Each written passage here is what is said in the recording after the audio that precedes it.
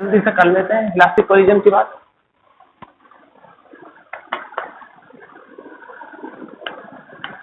तो इसको थोड़ा जल्दी खत्म करते हैं, ठीक है, क्योंकि बहुत ज्यादा लंबा है। तो लेट्स सपोज करिए यहाँ मास m1 है इनिशियली, इसकी वेलोसिटी u1 है, ये मास m2 है, इसकी वेलोसिटी u2 है, ठीक है। आफ्टर कोलिजन क्या हुआ? आफ्टर कोलिजन क्या हुआ? इस m1 को मिल गई कुछ v1 वेलोसिटी और इस m2 को मिल गई कुछ v2 वेलोसिटी, ठीक है। यहां पे कंजर्वेशन ऑफ मोमेंटम कंजर्व रहेगा और काइनेटिक एनर्जी भी टोटल क्या रहेगी? कंजर्व रहेगी, ठीक है। ये दोनों की दोनों क्या होगा? कंजर्व रहने वाला है, ठीक है, कंजर्व रहने वाला है। तो पहले हम बात करते हैं काइनेटिक एनर्जी कंजर्वेशन की। तो kinetic energy before collision is equal to kinetic energy in after collision. तो काइनेटिक एनर्जी से बात करें तो half m1 u1 square plus half m2 u2 square is equal to क्या जाएगा? Half m1 v1 square plus half m2 v2 square, ठीक। अब ऐसा करते हैं, m1 को एक तरफ ले जाते हैं, v2 को एक तरफ। इससे पहले हाफ को हटाओ, ये मुझे बिल्कुल पसंद है, ठीक। अब क्या करते हैं, m1 को एक तरफ लेके जाते हैं, तो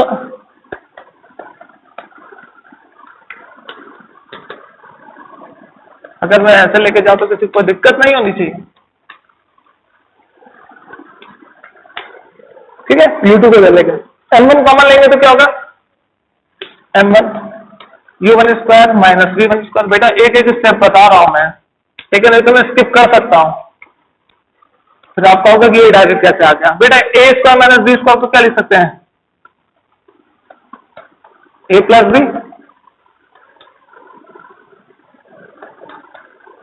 a माइनस b। सिमिलर यहां पे भी कर दीजिए, a प्लस b और a माइनस b। इसको मैं बोल देता हूं इक्वेशन 1। ये ब्रैकेट बना रहा है, इसका ये फॉर्मूला नहीं है, अभी इसको इक्वेशन 1 बोल रहा हूं, ठीक है। पूरा इसको हटा रहा हूं, ठीक है, ये जो कंसिडरेशन थे इसको हटा रहा हूं। बेटा ये था कंजर्वेशन ऑफ काइनेटिक एनर्जी के बेस पे, ठीक है, लिख दे रहा हूं कंजर्वेशन ऑफ काइनेटिक एनर्जी के बेस पे लिख रहा हूं, ठीक है। चलिए कंजर्वेशन ऑफ मोमेंटम भी कर लेते हैं।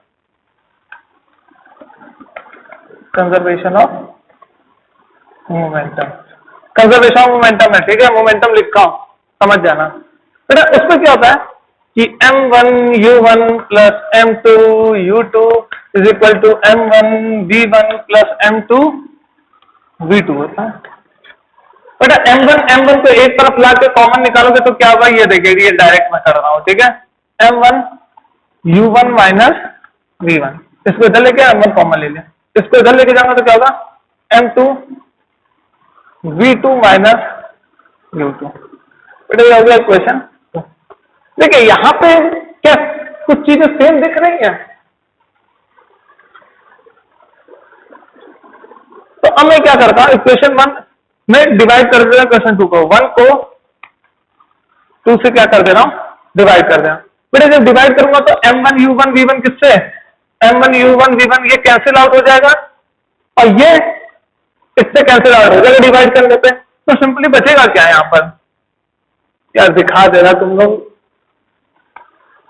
महान बुद्धि हो, मुझे मालूम है, तो कहोगे सर स्किप करके पढ़ाते हैं। q1 v1, ठीक है, इज इक्वल टू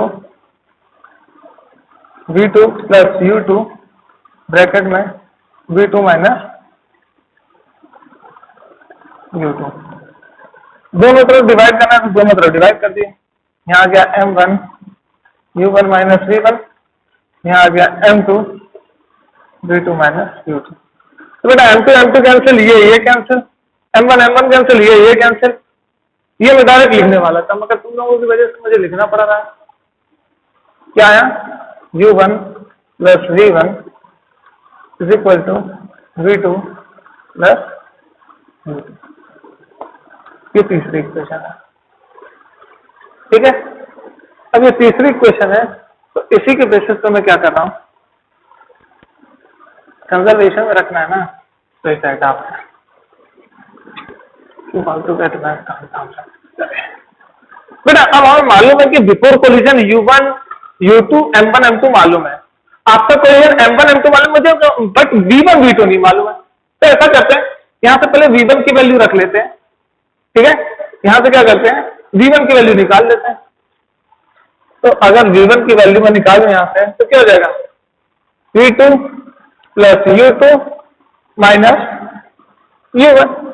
ठीक है, और इसको मैं यहां पुट कर देता हूं, इसको यहां मैं क्या कर देता हूं, पुट कर देता हूं। तो पुट करूंगा तो क्या आएगा, M1 जहां जहां V1 है वहां ये पुट कर देना है, U1 माइनस V1 की जगह क्या पुट कर दोगे, V2 plus U2 minus U1।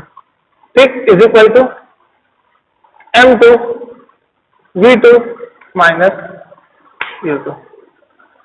अब खेलिए इसी के साथ, यहां जगह M1 U1, ऐसे करते हैं, M1 को बाहर रहने देते हैं, U1 minus V2 minus U2 plus U1 is equal to M2 V2 minus U2। ठीक है,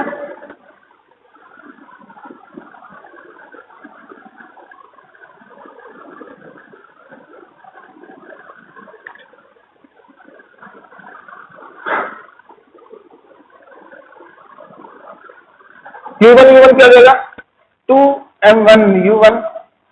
ठीक, यहां से आ जाएगा माइनस M1 V2, और यहां से आ जाएगा माइनस M1 U2, और यहां क्या आ जाएगा, M2 V2 minus M2 U1। ठीक है, इसको इधर लेके जाओ। मुझसे तो क्या चाहिए, V2 चाहिए ना पहले, तो V2 को एक तरफ ले आते हैं, बाकी सबको एक तरफ रखते हैं। ठीक है सर, रख देते हैं, कोई दिक्कत नहीं। तो क्या करते हैं, V2 एक तरफ ले जाते हैं, इस V2 को इधर ले जाते हैं, और बाकी सबको इधर ले जाते हैं। तो यहाँ क्या जाएगा, 2M1 U1, इसको यही रखते हैं, क्योंकि हमें तो V2 चाहिए, V2 और V1, और ये माइनस हो जाएगा M2 U1, और ये इधर चला गया, तो क्या हो जाएगा,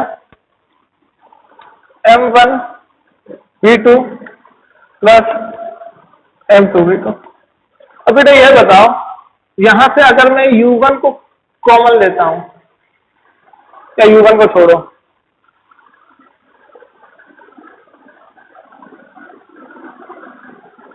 इसको मैं ये लिख सकता हूं, V2 कॉमन लेके M1 प्लस M2। अब इस M1 M2 को इधर लेके आ जाता हूं, तो V2 वैल्यू क्या हो जाएगी, M2 U1 अपॉन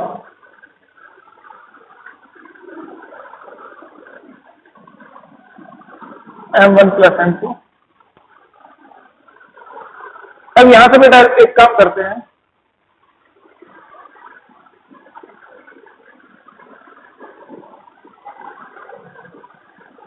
स्क्वायर किया, किस फॉर्म में आ रहा है, मुझे ये दिक्कत हो रही है कि इस फॉर्म में किस फॉर्म में लाना है इसे।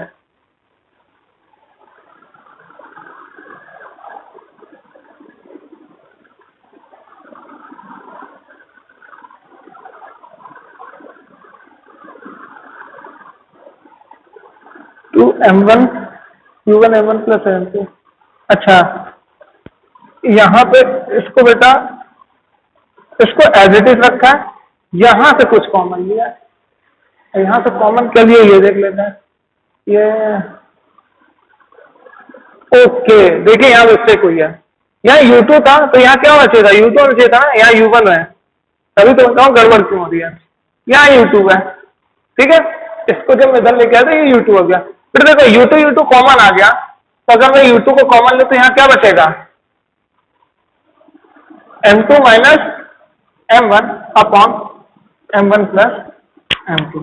इस M1 प्लस M2 को इधर लेके आया हूं, तो V2 की वैल्यू बेटा ये हो गई।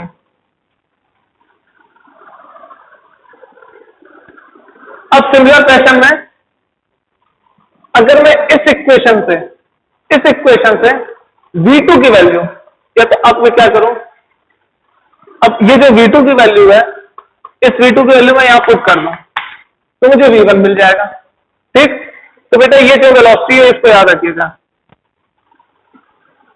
ये सब पटाना है। ठीक है, ये हमारी रिजल्ट है। ठीक है, ये हमारा क्या है, रिजल्ट है। तो V1 क्या हो जाएगा, V2 की वैल्यू क्या है, 2m1 U1 upon m1 plus m2 plus U2 m2 minus m1 upon m1 plus m2, और साथ में क्या है, प्लस U2 माइनस U1। ठीक है, अब यहां से हमें सॉल्व करना है। ठीक है, और इसे सॉल्व करके देखिए क्या आएगा। तो इसे सॉल्व करने पे क्या आएगा, बस रोल चेंज हो जाएंगे बेटा इसमें। तो क्या हो जाएगा, यहां पे अगर मैं U1 कॉमन लेता हूं तो क्या आएगा, 2m1 m1 plus m2 minus 1 U1, और यहाँ U2 कॉमन लूंगा तो क्या आएगा, m2 minus m1 upon m1 plus m2 minus plus 1।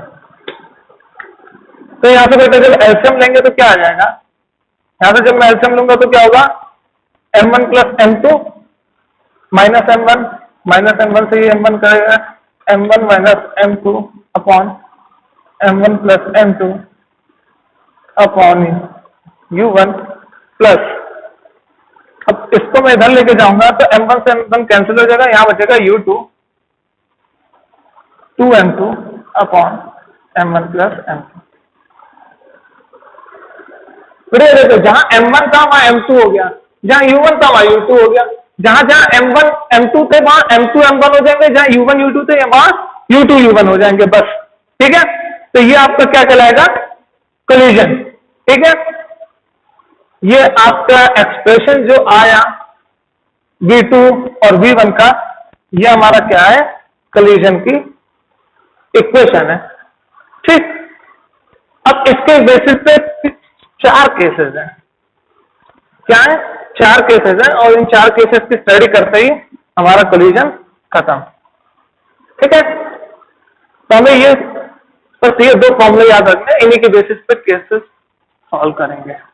ठीक है, अब देखिए पहला केस क्या है, पहला केस ये है कि अगर m1 और m2 सेम हो जाए, अगर m1 m2 सेम हो जाए तो क्या होगा, ये दोनों सेम मास हों और दोनों U1 और U2 वेलोसिटी से क्या किए आए, आफ्टर कोलिजन क्या होगा, इनको कुछ V1 मिल जाएगी और इसको कुछ V2 मिल जाएगी कोलिजन के बाद। तो देखिए मास को अगर मैं सेम रखता हूं यहां पर, तो ये वाला पोर्शन क्या हो गया, 0, और वहां क्या हो जाएगा, V1 is equal to U2 2m, और नीचे m दोनों सेम है, अगर ये m है ये m है तो ये भी क्या हो जाएगा 2m। तो बेटा 2m क्या हो गया, कैंसिल आउट। तो जो V1 है वो क्या हो गया, V1 को क्या वेलोसिटी मिल जाएगी, U2, मीन्स आफ्टर कोलिजन इनकी जो वेलोसिटी वो इंटरचेंज हो जाएगी। वो यहां से आप देख सकते हैं, अगर मैं V2 की बात करूं, अगर मास सेम है तो बेटा ये वाला क्या हो जाएगा, मास सेम है तो ये दोनों कैंसिल हो गए। यहां से देखोगे तो क्या होगा, ये 2m m plus m 2m, यहां क्या हो जाएगा V2 U1। तो बेटा आफ्टर कोलिजन अगर सेम मास है और कोलिजन इलास्टिक है तो यहां पे देखिए V1 U2 को मिल जाएगा और V2 U1 को मिल जाएगा। मीन आफ्टर कोलिजन जो वेलोसिटीज है इनिशियल वो क्या कर जाएंगी, इंटरचेंज कर जाएंगी। ठीक, V1 को मिल जाएगी U2 वेलोसिटी और U2 को मिल जाएगी, सॉरी V2 को मिल जाएगी U1 वेलोसिटी। ठीक, पहले इसके पास U1 थी, अब आफ्टर कोलिजन इसके पास U1 आ जाएगी, और जो इसके पास U2 थी वो क्या हो जाएगी आफ्टर कोलिजन, इसको मिल जाएगी, इस वाले को। ठीक है, तो अगर मास सेम रहेगा तो कोलिजन के बाद क्या होगा बेटा, वेलोसिटीज इंटरचेंज कर जाती है, और ये कंक्लूजन कई बार पूछा गया है। ठीक, अब बेटा एक और केस आता है, अब ये केस 2 की बात कर लेते हैं कि बेटा जो M1 है वो थोड़ा सा, फॉर्मूला तो मिटा दिया, फॉर्मूला तो मिटा दिया, फॉर्मूला तो चाहिए था हमें, M1 minus M2 upon M1 plus M2 U1 plus U2 2 M2 U2 M1 plus M2। एक बार मैं क्लियर कर लूं, यही था कि नहीं formula, M1 minus M2 M1 plus M2 U1 U2 2 M2 M1 plus M2, ठीक है। और V2 के लिए क्या हो जाएगा, V2 के लिए रखना नहीं है, सिंपल मास को इंटरचेंज कर दो, सब मास इंटरचेंज हो जाएंगे और वेलोसिटीज भी क्या जाएंगी, इंटरचेंज हो जाएंगी। ये U2 हो जाएगी, यहाँ M2 था, U2 की जगह U1 हो जाएगा, यहाँ क्या हो जाएगा 2 M1 U1 M1 plus M2। इसको भी देख लेते हैं, V2 की वैल्यू क्या होगी, M2 minus M1 M1 plus M2 U2, ठीक है। एक मिनट, ये U2 लिख दिया तो यहाँ पे नहीं लिखना है, और यहाँ पे भी नहीं लिखना, ठीक है, क्योंकि U2 बाहर है।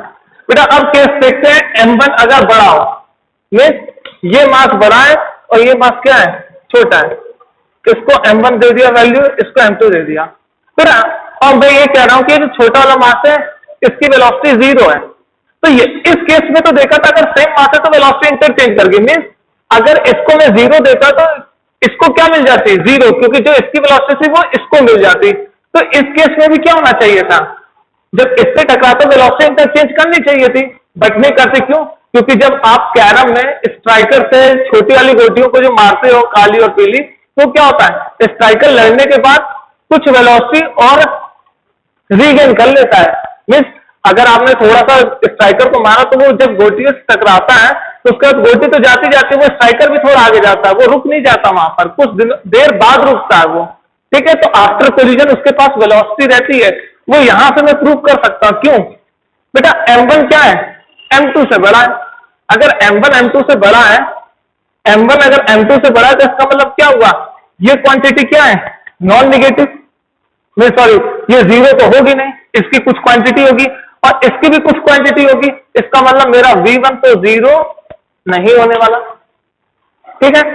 और V2 क्या हो जाएगा बेटा, जब M1 बड़ा है M2 छोटा तो क्या होगा, ये निगेटिव आएगा, ठीक, और ये निगेटिव आएगा, बट ये पॉजिटिव आने की वजह से क्या हुआ, हमारा जो V2 है वो भी क्या होगा, 0 नहीं होगा। तो ये जब M1 M2 से जब टकराएगा, क्या, जब M1 M2 से टकराएगा उस समय क्या होगा कि जो ये मैं बोल रहा था कि यहां पे वेलोसिटी इंटरचेंज करिए, यहां पे वेलोसिटी इंटरचेंज नहीं करेगी, क्यों, क्योंकि मास ज्यादा होने के कारण क्या हुआ, इसमें मोमेंटम ज्यादा हुआ, और मोमेंटम ज्यादा होने के कारण क्या हुआ, आफ्टर कोलिजन ये क्या करेगा, कुछ वेलोसिटी से आगे बढ़ेगा और इसको कुछ वेलोसिटी प्रोवाइड करा देगा। इसलिए इन दोनों की आफ्टर कोलिजन अगर मैं V1 और इसको V2 मानता हूं तो इन दोनों की जो वेलोसिटी है वो नॉन जीरो रहेगी, और वो भी इस फॉर्मूले से आप देख सकते हो, ठीक है। तो ये हीरो फॉर्मूला है हमारे लिए, ठीक। अब केस 3 की बात कर लें,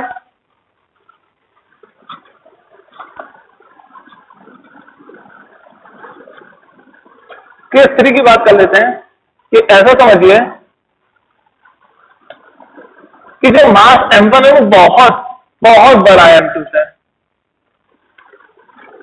अगर मास बेटा M1 M2 से बहुत बड़ा है तो ऐसा समझिए कि एक फुटबॉल है, ठीक है, इसकी वेलोसिटी इनिशियल 0 है, और एक ट्रक आया, ट्रक का तो मास फुटबॉल के कंपैरिजन में क्या होता है, बहुत बड़ा होता है, ठीक है। फुटबॉल के कंपैरिजन में क्या होता है, ट्रक का मास बहुत बड़ा होता है। आफ्टर कोलिजन क्या होगा, आफ्टर कोलिजन क्या होगा, मुझे इसकी वेलोसिटी जानी, क्योंकि मालूम है ट्रक तो रुकने वाला है नहीं, मगर मुझे इसकी वेलोसिटी जानी, क्योंकि ट्रक की वेलोसिटी में कोई चेंज नहीं आएगा। आपसे जब एक्सीडेंट हो जाता है, ट्रकों का हमने एक्सीडेंट देखा होगा, जब साइकिल वाइकल होता है तो साइकिल छका जाएगी, ठीक है। ट्रेन क्या होती है, ट्रेन से अगर कोई चीज टकराती है तो क्या होता है, ट्रेन की वेलोसिटी पे कोई इफेक्ट नहीं पड़ता है, पर जो चीज टकराती है उसकी वेलोसिटी बहुत तेजी से बढ़ जाती है, और वो वेलोसिटी बेटा जस्ट डबल होती है ट्रेन की वेलोसिटी से। यहां से प्रूफ होगा कि आफ्टर कोलिजन ये अगर ट्रक है और ये बहुत हल्की सी ऑब्जेक्ट है, अगर इस पे ट्रक टकराएगा तो इसकी वेलोसिटी क्या देगी? अगर इसकी वेलोसिटी मैं u1 दे दे रहा हूं और u2 0 है इसकी, तो क्या देगी? 2u1 हो जाएगी।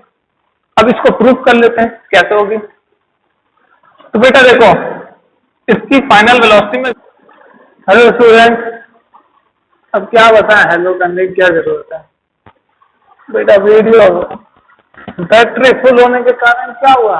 मेमोरी फुल होने के कारण वीडियो बीच में ही रुक गई, पूरा खत्म कराने के बाद मालूम पड़ा। ठीक है, तो चलिए छोड़िए, फिर से स्टार्ट करते हैं एक केस 3 से। ठीक है, अब नहीं मालूम था तो क्या करा जाए। तो बेटा देखिए, सिंपली एक्चुअल में क्या हुआ यहाँ पर केस 3 में कि ट्रक क्या केस से टकराया। पहले ट्रक की मास m1, इसकी मास m2। m1 बहुत बड़ा m2 से, ठीक है, केस 3 पे वीडियो रुकी थी। ठीक है, तो यहीं से शुरू कर रहा हूँ। मेरा साथ में क्या है कि मैं इस बॉल को रेस्ट में मार रहा हूँ। ठीक है, किसी भी टकरा जाए तो इसको कितनी वेलोसिटी मिल जाएगी, क्योंकि हमें तो मालूम है कि टकराने के बाद भी ये इधर ही घूमेगा। ठीक है, और इसकी वेलोसिटी लगभग u1 के बराबर होगी। अब बेटा ट्रेन है, किसी गाड़ी को जैसे वो होते हैं फाटक जो होते हैं, क्रॉसिंग, रेलवे क्रॉसिंग, वहां पर अगर कोई मोटरसाइकिल है, चलती हुई ट्रेन है, उस मोटरसाइकिल को उठा के फेंक दिया तो उसकी ट्रेन की वेलोसिटी में कुछ इफेक्ट पड़ा? नहीं पड़ा। और ट्रेन का मास क्या है? मोटरसाइकिल के मास से बहुत ज्यादा है। ठीक, तो क्या हुआ, वो बिना किसी वेलोसिटी चेंज किए वो सीधे निकल गई, और जो मोटरसाइकिल की वेलोसिटी थी टकराने के बाद वो क्या हुई? एकाएक बढ़ गई। तो ऐसे कुछ हुआ कि ये ऑब्जेक्ट रखा और ट्रक क्या किया, उससे जाके टकरा, और ट्रक का मास बहुत ज्यादा है किसके कंपैरिजन में? m2 के कंपैरिजन में। ठीक है, तो यहां पे क्या हुआ एक्चुअल में कि पहले ये रेस्ट पे था, अब बेटा रेस्ट पे, और मुझे इंटरेस्ट है इसे जानना, क्योंकि हमें मालूम है कि इसकी वेलोसिटी चेंज नहीं होगी, क्योंकि मास बहुत ज्यादा, मोमेंटम इसका बहुत ज्यादा है। ठीक है, तो मुझे मालूम है, हम कॉमन सेंस से बोल सकते हैं कि इसकी वेलोसिटी चेंज नहीं होगी। तो हमें किसमें इंटरेस्ट आ गया? फाइनल वेलोसिटी v2 में, क्योंकि v1 तो u1 के बराबर ही लगभग हो जाएगी। यहां से हम प्रूफ भी कर सकते हैं उसको कैसे, वो भी देख लेंगे। तो देखो, तो मैं v2 की अगर बात करूं तो बेटा u2 क्या है? इनिशियली 0 है, तो यहाँ पे अगर मैं 0 रखूंगा तो ये पोर्शन तो गया, खत्म, खेल खत्म। तो बचा क्या हमारे पास? 2m1 upon m1 plus m2, और साथ में आया u1। ठीक, अब बेटा m1 बहुत बड़ा है, m1 बहुत बड़ा है। मैं यही एग्जांपल फिर से दे रहा हूँ, 6.023 into 10 की पावर 23। कुछ अवोगाड्रो नंबर या कोई नंबर, अवोगाड्रो नंबर 22 या 23, मुझे इसमें कंफ्यूजन है अभी। ठीक है, मेरे अभी दिमाग में नहीं है। ठीक है, ऐसे रैंडमली कोई नंबर कॉन्स्टेंट था बड़ा था। अब बेटा इसमें अगर मैं 1 जोड़ दूं तो इस पर कोई इफेक्ट पड़ेगा?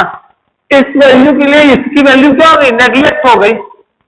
ठीक, तो इसका मतलब क्या हुआ? इसके कंपैरिजन में इसकी वैल्यू क्या होगी? नेग्लेक्ट हो गई। तो बेटा इसको अगर मैं इग्नोर कर दूं तो क्या आ जाएगा? 2m1 अपॉन m1, साथ में u1, m1 से m1 कट गया तो क्या हो गया? 2u1। तो बेटा इस ऑब्जेक्ट को आफ्टर कोलिजन कितनी वेलोसिटी मिली? जितनी ट्रक की तो उसके दुगनी मिली। गजब की बात देखिए, तभी तो क्या हुई, जैसे ट्रेन उस बाइक से टकराई क्रॉसिंग पे, बाइक क्या हुई? उड़ के फेंका गई। ठीक है, रेस्ट पे थी एकदम, एक उड़ गई। ठीक है, कोलिजन के बाद इस कारण हुआ। अब बेटा v1 देख लें चलो, क्योंकि बहुत से लोगों को v1 में बड़ा मजा आ रही है। बेटा u2 0 है तो ये तो क्या हो गया? खत्म। तो क्या हो गया? m1 minus m2, m1 plus m2 u1। बेटा m1 के कंपैरिजन में m2 क्या है? नेग्लेजिबल। m1 के कंपैरिजन में m2 क्या है? नेग्लेजिबल, क्योंकि m1 बहुत बड़ा है। तो यहां पे क्या होगा? अगर m2 को निग्लेक्ट कर दे तो क्या होगा? सॉरी, यहां 1 होगा, यहां 1 होगा, तो m1 क्या हो जाएगा? u1 के बराबर। मीन्स जब ट्रेन टकराई मोटरसाइकिल से उसके बाद आफ्टर कोलिजन ट्रेन की स्पीड में कोई चेंज नहीं आया। देखिए v1 u1 के बराबर होगा आफ्टर कोलिजन, क्योंकि कोलिजन के बाद क्या मैं बोल रहा हूं? कोलिजन के बाद कंसीडर कर रहा हूं कि ये v1 है, और कोलिजन के बाद इसकी वेलोसिटी v2 है। तो आफ्टर कोलिजन क्या हुआ? v2, 2u1 होगा, और जो बड़े मास का वेलोसिटी है वो एज इट इज ही रहा। ये आप कॉमन सेंस से जो मैंने आपको एग्जांपल बताया उससे आप समझ सकते हो। ठीक है, तो ये था केस 3। अब बात करते हैं एक और केस की। अब वो केस आपने देखा होगा, जब दीवार पे आप गेंद मारते हो तो क्या होता है बेटा, गेंद वापस आ जाती है। बॉल के मास के कंपैरिजन में बॉल का मास क्या है, बहुत ज्यादा है, ठीक है ना, मान लीजिए बहुत ज्यादा है। Case 4, if m1 is very very less than m2,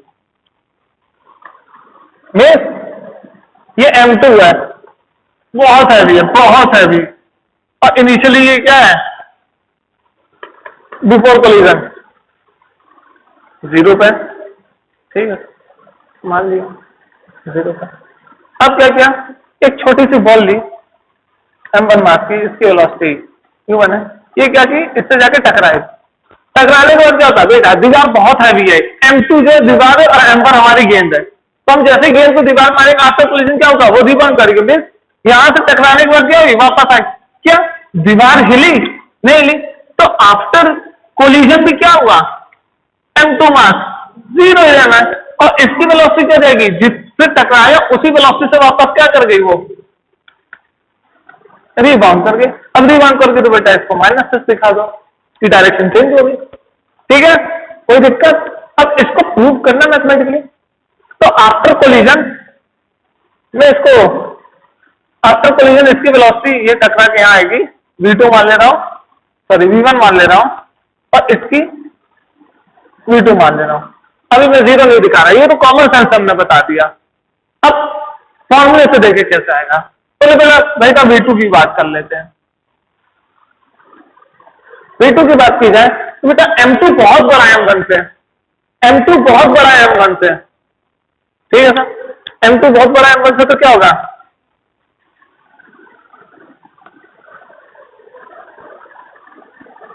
sorry m2 बहुत बड़ा है m1 से, बेटा u2 की वैल्यू क्या है 0, तो ये पूरा होल क्या हो गया, ये v2 के लिए 0, तो ये तो 0 हो गया, ठीक है सर, प्लस बेटा 2m1, m1 तो बहुत ही छोटा है। अब बेटा m1 प्लस m2 में m2 बहुत बड़ा है m1 से, तो क्या मैं m1 को इग्नोर कर दूंगा, बिल्कुल करूंगा, m2 बहुत बड़ा है, तो मैं m2 लिख दिया, और साथ में क्या है u1 है। तो एक बात बताइए बेटा, यहां पे m1 अपॉन m2 की बात की जाए, अगर मैं m2 को मैं नीचे लेके आऊंगा, तो क्या ये वेरी वेरी लेस देन 1 हो गया, हुआ कि नहीं हुआ, मीन्स m2 बहुत बड़ा है, m1 बहुत छोटा है, मीन्स डिनोमिनेटर की क्वांटिटी बहुत बड़ी है, और न्यूमरेटर की क्वांटिटी बहुत छोटी है। तो आप ऐसे को समझ सकते हैं कि 1 अपॉन 10 की पावर 10 कर दूं, ये क्वांटिटी बहुत बड़ी होगी, क्वांटिटी बहुत छोटी है, तो इसकी वैल्यू क्या आएगी 10 की पावर -10। अब 10 की पावर -10 को हम कैसे कहोगे कि सर ये तो लगभग 0 के बराबर नहीं, क्यों, कैसे, देखिए 0.1 2 3 4 5 6 7 8 9 10,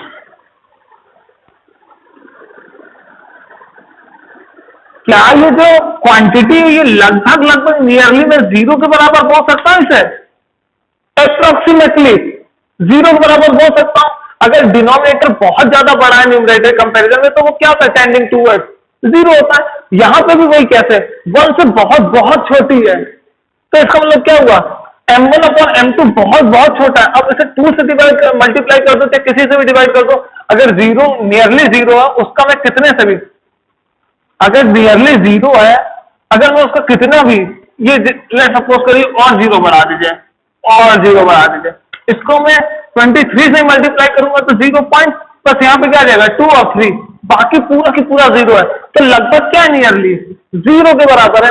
तो यहाँ पे जो v2 है वो अप्रोक्सीमेटली क्या है, 0 के बराबर हो जाएगा, ठीक, जो भी होती है। मैं जैसे गेंद फेंकता हूं तो गेंद इसमें फोर्स तो लगाता है, मगर ये डिस्प्लेस नहीं हो पाता, क्योंकि इसका मास बॉल कंपैरिजन बहुत ज्यादा बड़ा है। अच्छा, बहुत ज्यादा हैवी है, तो बेटा ऐसा समझ लो कि जो गेंद का मास है ना, इस दीवार की एक ब्रिक के भी वेट से क्या है, कम है, मास से क्या है, उस ब्रिक की मास से क्या है, कम है वो बॉल। और सोचिए कितनी ब्रिक्स लगी होंगी इसमें, ठीक, तो इस वजह से दीवार डिस्प्लेस नहीं हो पाता। तो यहां से v2 हमने प्रूव कर दिया, भैया v2 तो 0 होना है अप्रोक्सीमेटली। u1 की बात कर लेते हैं, v1 की बात कर लेते हैं, v1 क्या होगा, बेटा U2 तो 0 होगा, तो ये चीजें क्या आ जाएंगे, निकल जाएंगे बाहर, एंड गेट आउट, तुम तो 0 हो, दीवार तो रुकी हुई है। अब बॉल की स्पीड हमें जाननी है। बेटा M2 के कंपैरिजन में M1 क्या हो गया, निकलेक्ट, तो यहाँ क्या बचा है, सिंपली M2 के कंपैरिजन में M1 क्या हो गया, निकलेक्ट, क्योंकि M1 बहुत छोटा है, तो क्या हो गया, सिंपली M2 बचा, और साथ में क्या हुआ, U1। बेटा M1 से M2 से M2 कर गए तो V1 क्या हो गया, minus of U1, means after collision, किस केस की बात कर रहा हूं, ठीक है, आफ्टर कोलिजन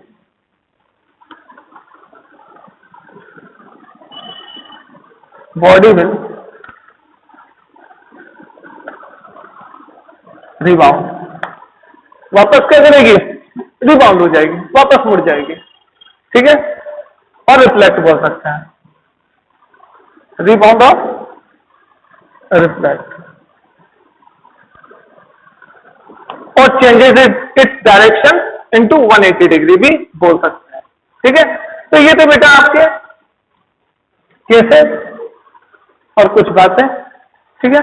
इसमें बेटा एक चीज थी, कोफिशिएंट ऑफ रेस्टिट्यूशन, ठीक है, क्या था, कोफिशिएंट ऑफ रेस्टिट्यूशन। ये न्यूटन लॉ के एक्सपेरिमेंट से प्रूफ हुआ था। तो ये कोफिशिएंट ऑफ रेस्टिट्यूशन क्या होता है, जैसे ये बीच में पढ़ा चाहिए था, मेरे दिमाग से उतर के अभी याद आया। कोफिशिएंट ऑफ रेस्टिट्यूशन का मतलब होता है बेटा, ये एक्सपेरिमेंटली देखो क्या, कि वेलोसिटीज आफ्टर कोलिजन, जो वेलोसिटीज का जो डिफरेंस रहता है, और बिफोर कोलिजन जो वेलोसिटीज का डिफरेंस रहता है, या U2 माइनस U1 बोलिए, ठीक, वो क्या होता है, दोनों का जो रेशियो होगा, बिफोर कोलिजन का भी आफ्टर कोलिजन का जो वेलोसिटीज होगी उसका डिफरेंस, और बिफोर कोलिजन में जो वेलोसिटीज होगी उनका डिफरेंस, और उसका निगेटिव यूज करेंगे। मीन्स इस निगेटिव को अगर मैं ऐसे लिखना चाहूं, V2 minus V1 upon U1 minus U2 कर दूं, तो बेटा ये जो टर्म आता है, ये निगेटिव ऑफ, अगर इसके डेफिनेशन देने से क्या होगा, रेशियोज ऑफ डिफरेंस बिटवीन, या बोल सकते हैं ratios of collision of velocities before after collision to the ratio of, sorry, to the velocities before collision, difference between the velocities before collision of negative sign is called coefficient of restitution. Means इसको और अच्छे से define करना चाहूं तो ऐसे कर सकता हूं, E is defined as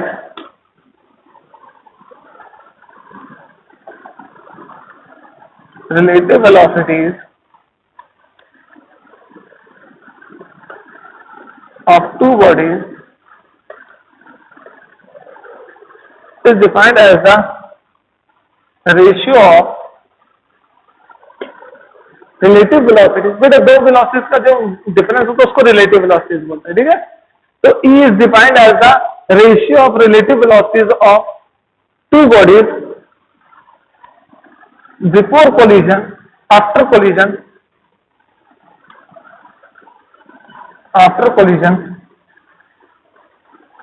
to the before collision, ठीक है। रिलेटिव वेलोसिटी आफ्टर कोलिजन और बिफोर कोलिजन का जो रेशियो रहेगा उसको मैं क्या बोलता हूं, कोफिशिएंट ऑफ रेस्टिट्यूशन, जिसको किससे डिनोट किया जाता है, ई से डिनोट किया जाता है। तो इसका मतलब क्या हुआ, ये एक्चुअल में बताता क्या है बेटा, ये एक्चुअल में ये बताता है कि अगर ई की वैल्यू 1 हो गई, गलती से भी अगर ई की वैल्यू 1 हो गई, तो ये डिफाइन करेगा कि जो कोलिजन है वो क्या है, इलास्टिक कोलिजन है।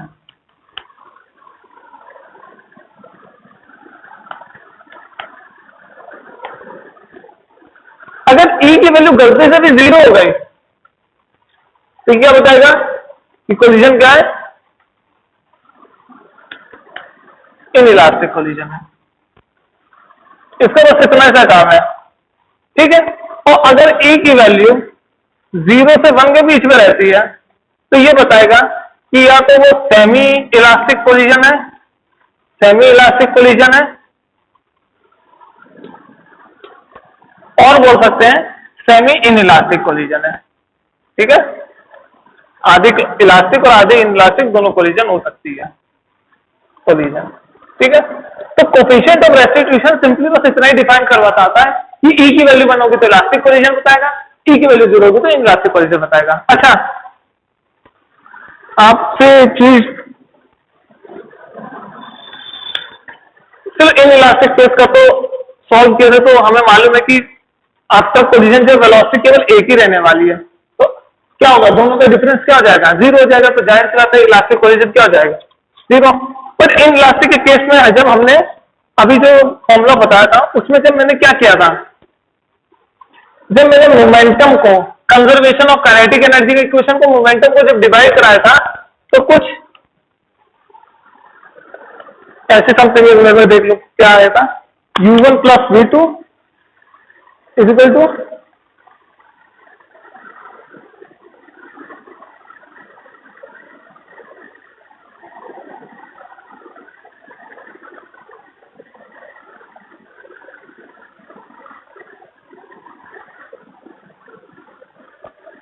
u1 plus v2 is equal to क्या आ जाएगा, u2 प्लस v1। मेरा ये आया था समथिंग सॉल्व करने पे, ठीक है। अब मैं क्या करता हूँ, u1 को एक तरफ लेके जाता हूं,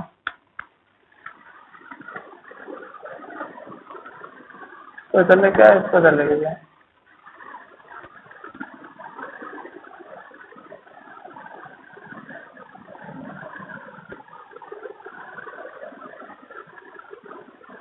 समथिंग क्या आया था बेटा, इसमें तो गलत सा लग रहा है मुझे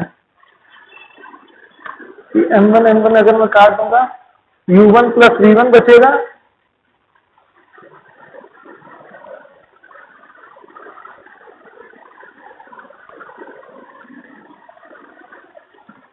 ये बचेगा बेटा सॉल्व करने के बाद u1 plus v1 u2 plus v2, ऐसे समथिंग कुछ बच रहा है, ठीक है। तो एक चीज बताइए, यहां से अगर मैं ये कहूं कि v1 v2 माइनस v1 को इधर लेके अब u2 को इधर ले आऊंगा तो u1 माइनस u2 ये हो जाएगा बेटा, हाँ या ना। v1 को इधर लेके गया तो माइनस v1 और u2 को इधर लेके आया तो माइनस u2। अब बेटा इसको मैं नीचे ले आता हूं तो v2 minus v1 upon u1 minus u2। बेटा यही रेशियो तो शायद ये इसको लेके आने क्या बनेगा बेटा, इसी रेशियो को तो मैंने शायद समथिंग ये बोला था ना अभी, कोफिशिएंट ऑफ रेस्टिट्यूशन, और ये किसके बराबर हो गया 1 के। और ये जो हम निकाले थे वो इलास्टिक कोलिजन के लिए तो निकाला था, अभी जिस कोलिजन की बात की है उसी के लिए तो अभी निकाला था कि कंजर्वेशन ऑफ काइनेटिक एनर्जी का इक्वेशन निकाला, कंजर्वेशन ऑफ मोमेंटम से इक्वेशन निकाला, दोनों को डिवाइड किया, दोनों को डिवाइड किया उससे यही तो फॉर्म आया था ना। तो उसी को अगर मैं फर्दर सॉल्व करूंगा तो मुझे इक्वल टू 1 मिल जाएगा। और यही मैंने बताया था कि ई की वैल्यू अगर 1 आती है तो वो मुझे शो करता है कि वो क्या है, इलास्टिक कोलिजन है। क्या है, इलास्टिक कोलिजन है। तो बेटा जैसे ही आप क्वेश्चन देखो सारी वेलोसिटी अगर गिवन है तो सीधे कोफिशिएंट ऑफ रेस्टिट्यूशन निकाल लो, अगर ई की वैल्यू 1 आती है तो वो इलास्टिक कोलिजन है, तो उस क्वेश्चन को इलास्टिक कोलिजन की तरह क्या करोगे, कंसीडर करके काम करोगे। अगर ई की वैल्यू 0 आती है तो उसको हम कैसे कंसीडर करेंगे, एज इन इलास्टिक कोलिजन की तरह कंसीडर करेंगे। तो अगर 0 से 1 के बीच में आती है तो वो सेमी इन इलास्टिक या सेमी इलास्टिक कोलिजन की बात होगी, जो कि आपके सिलेबस से क्या है, बाहर की चीज है। ठीक, अब ये तो था 1 डायमेंशन। तो 2 डायमेंशन की बात करें,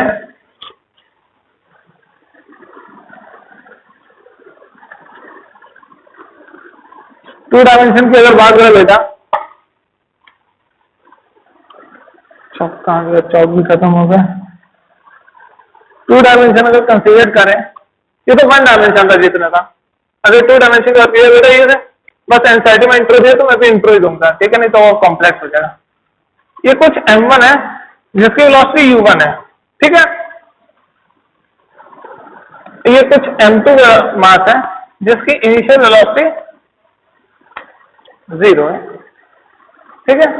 ये आया, जैसे इससे टकराया, इसके बाद यहां टकराने के बाद बेटा, यहां टकराने के बाद ये जो मास है, ये m1 स्पीड से क्या कर गया, ये m1 मास जो है ये कुछ v1 स्पीड से क्या कर गया, इस डायरेक्शन निकल गया, और m2 मास टकराने के बाद क्या कर गया, कुछ v2 डायरेक्शन से निकल गया। अब बेटा ये जो हॉरिजॉन्टल है, सपोज कर लीजिए θ1 है और ये क्या है, θ2 है।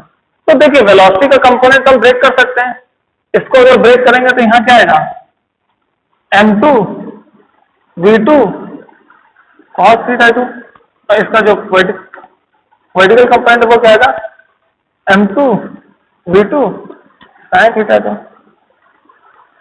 सिंगल यहां देखिए, इसमें करेंगे तो क्या होगा, मोमेंटम का m1 v1 cos θ1, और इसका मोमेंटम का करेंगे तो क्या होगा, m2 v2 sorry m1 v1 हो जाएगा, m1 v1 sin θ1, ठीक है बेटा, ठीक है। अच्छा, अगर मैं ये इलास्टिक की बात कर रहा हूं, इलास्टिक कलीजन की, इन इलास्टिक बात नहीं कर रहा, एनसीईआरटी में भी इलास्टिक दिया हुआ है, इन इलास्टिक और ज्यादा कॉम्प्लिकेटेड हो जाएगा, ठीक। तो बेटा देखिए वहां पे कंजर्वेशन तो रहते हैं, तो हम तो ये तो लिख सकते हैं कि before collision is equal to